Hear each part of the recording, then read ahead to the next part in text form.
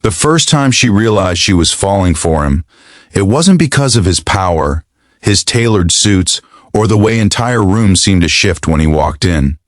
It was the way he stood alone by the glass wall of the 42nd floor at dusk, staring at a city that loved him but didn't know him at all.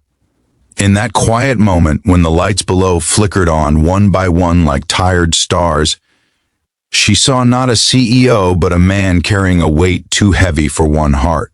And that was the moment her life began to change, even though she didn't know yet how much it would cost her.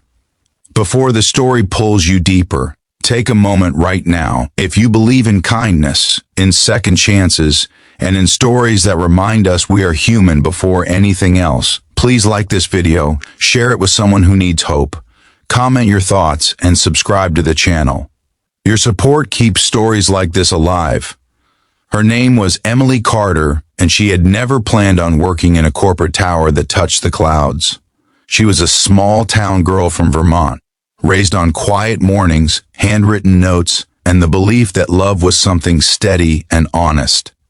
But life had a way of pulling people far from where they began. After her mother passed and her father's health declined, Emily needed stability more than dreams.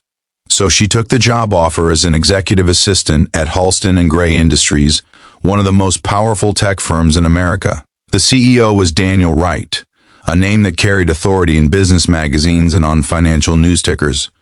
He was known for building an empire before 40, for making ruthless decisions, and for never letting emotions cloud judgment. To Emily on her first day, he was just a tall man with tired eyes and a presence that made her straighten her posture without realizing it. He barely noticed her at first. He was always moving, always late, always carrying the invisible pressure of thousands of employees depending on him. Emily noticed everything. She noticed how he skipped lunch but drank his coffee black, how he loosened his tie only when he thought no one was watching, and how his voice softened slightly when he spoke to the janitorial staff late at night. She told herself these details meant nothing.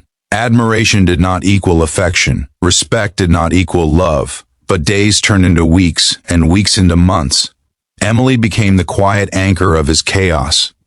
She organized his life, reminded him of meetings, and filtered out the noise of a world constantly demanding pieces of him. In return, he began to trust her in ways he didn't trust others. He asked her opinions, listened when she suggested changes, and sometimes lingered at the edge of her desk as if he had something to say but couldn't find the words. She learned, slowly and painfully, that Daniel was married.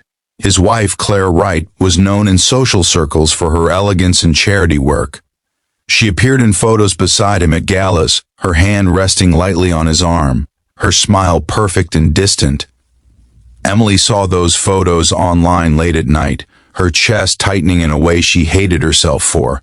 She told herself she was being foolish. Falling for a married man was not romantic, it was wrong. So she built walls inside her heart and told herself she would leave one day, once she had saved enough money, once her father was stable. But emotions do not follow plans.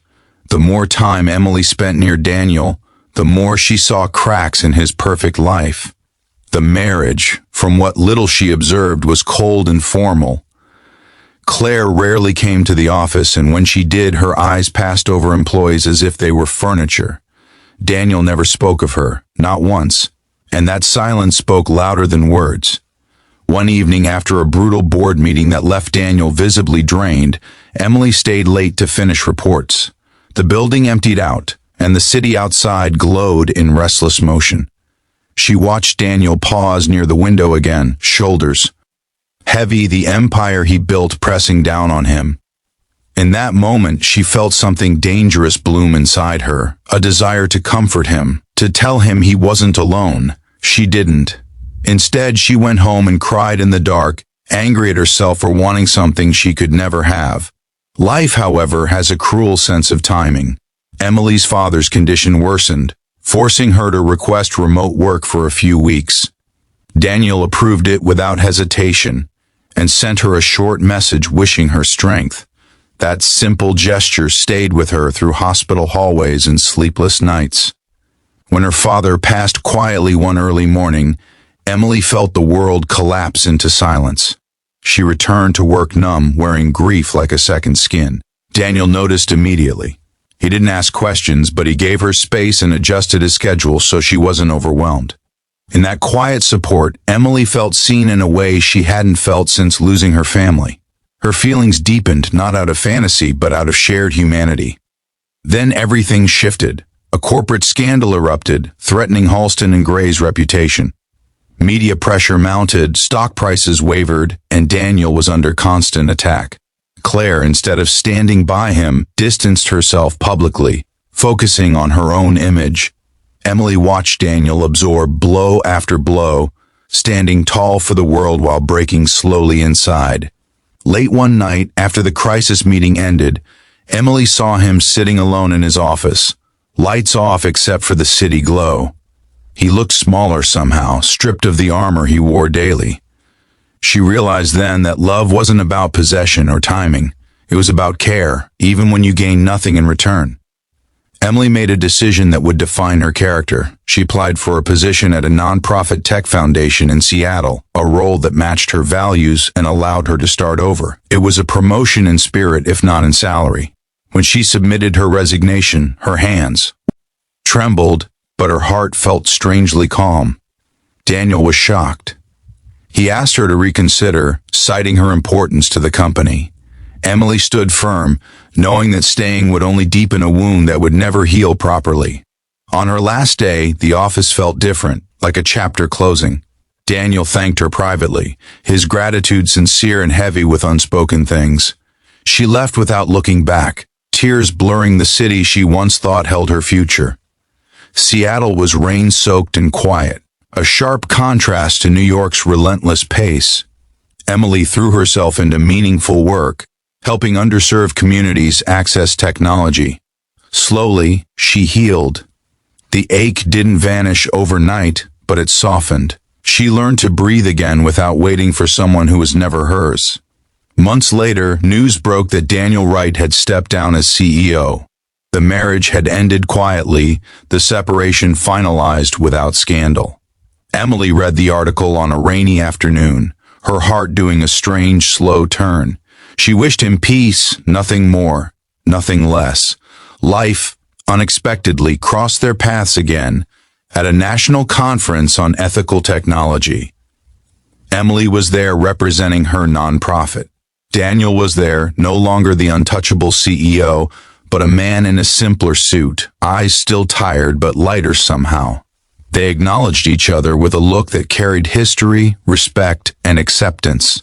No promises were made, no lines were crossed. They talked about work, about loss, about rebuilding. Time had changed them both. Emily realized she no longer needed him to be complete.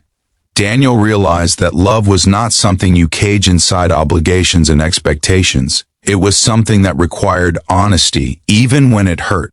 As the conference ended and they walked separate paths, Emily felt something unexpected: gratitude. She had loved deeply, chosen integrity over desire, and come out stronger. That was the real victory.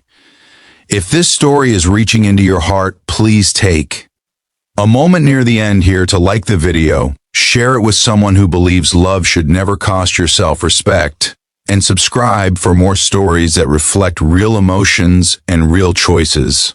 And before the final moments, we have a special request for you. Please comment below and tell us, do you believe some loves are meant to teach us, not stay with us forever? Emily returned home that evening, rain tapping gently against her window. She brewed tea, opened her laptop, and continued building a life that felt honest and full. Somewhere else, Daniel did the same. Their paths had intersected for a reason, not to bind them together, but to remind them who they were when no one was watching. Some love stories don't end with hands held and futures promised.